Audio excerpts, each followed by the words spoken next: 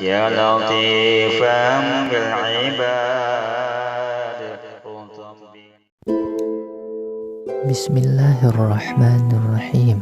Assalamualaikum warahmatullahi wabarakatuh. Sahabat cari berkah guru, semoga kita semua selalu dalam lindungan Allah Subhanahu wa ta'ala. Amin amin ya rabbal alamin. Karomah ke-26, banjir yang tertunda. Sehari menjelang Haul Akbar Syekh Muhammad Arsyad Al-Banjari yang berpusat di Masjid Tuhfatur Raghibin, Desa Dalam Pagar, akses jalan ke tempat acara digenangi banjir. Memang sudah lazim jika Sungai Martapura meluap.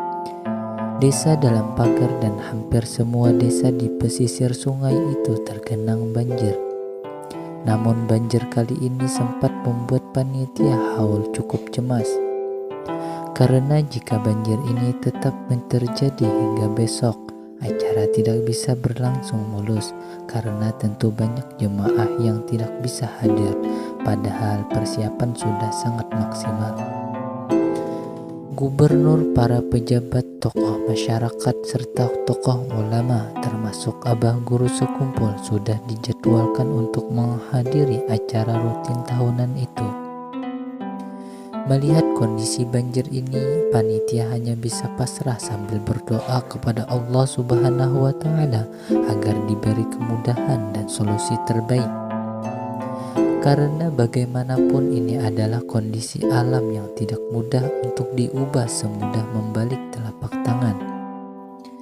Namun ajaib, pagi itu menjelang abah guru sekumpul melewati wilayah itu, banjir berangsur-angsur mulai berkurang, dan saat beliau lewat, jalan-jalan ke tempat acara sudah bersih dari banjir.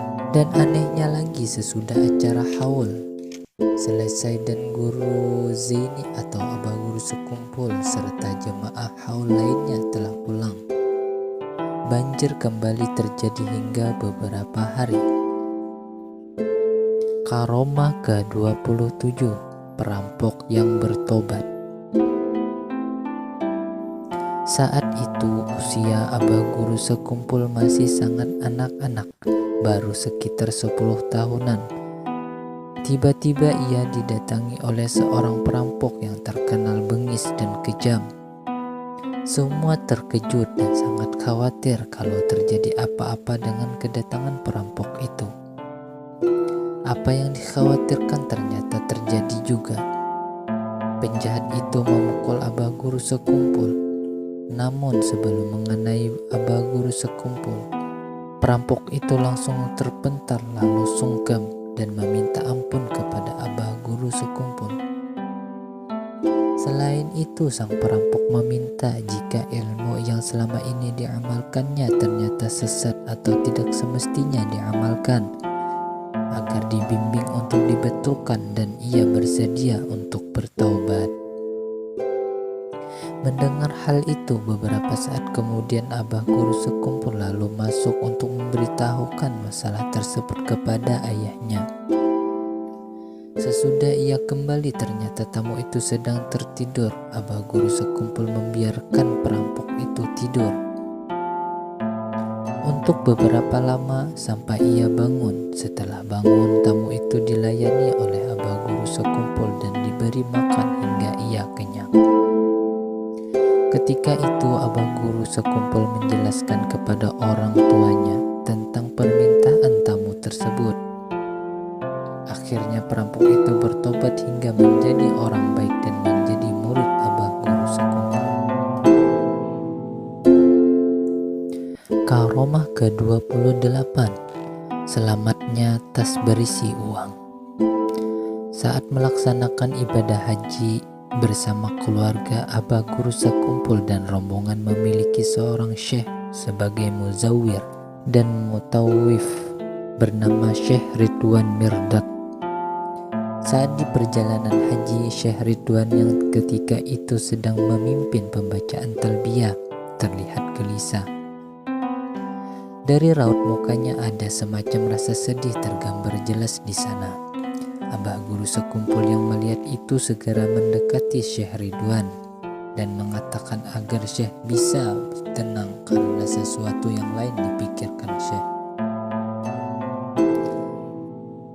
Ada di hotel tidak hilang, letaknya di sini dan dalam posisi begini.